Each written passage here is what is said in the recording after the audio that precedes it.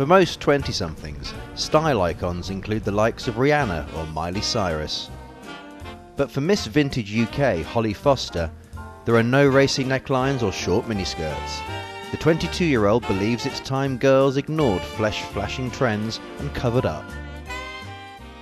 If girls dressed more demurely, I think they would find that they would be treated more as adults, particularly, and treated like ladies.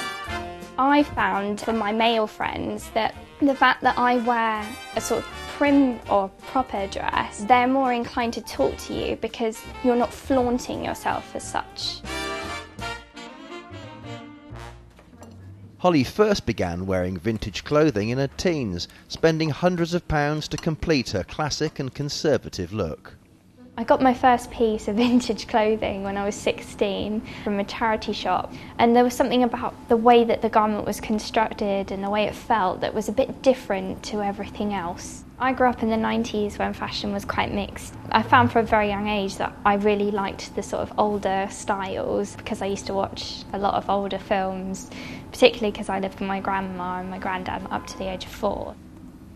We've seen more coverage of why it's irresponsible of magazines to print photographs of models that are stick thin, because it encourages girls to want to try and emulate that kind of figure, and they should really be accepting their bodies as they are and finding clothes that suit them. I think there should be more emphasis on clothes that fit well rather than clothes that you see in a magazine and you think, oh, I can wear that, but I need to shrink down to a size 6 to be able to look right in them. Determined to leave something to the imagination, she even wears her favourite vintage attire when partying with friends. I go to a nightclub, I know what it's like to walk into a room, all the guys are looking at you as just up and down as if you're a piece of meat. And I think if girls had longer dresses, they would actually feel more confident to say no. I think there's a certain element of responsibility that comes with designing clothes, particularly for young women who don't necessarily want to be used or taken advantage of in that way. But getting ready for a night out can prompt some discussion about wardrobe values. Your dress looks really lovely, it really suits you. Oh, thanks. I find it's very flattering. It's a very flattering style. It leaves a lot to the imagination as well, so that you're not just putting yourself out there and saying, I'm here, you know. I couldn't wear the dress that you're wearing. It's just like girls are trying to feel more proud of their body. In a way it's more revealing, but it's them saying that this is me, but they're putting themselves out there for themselves. I don't like showing too much flesh.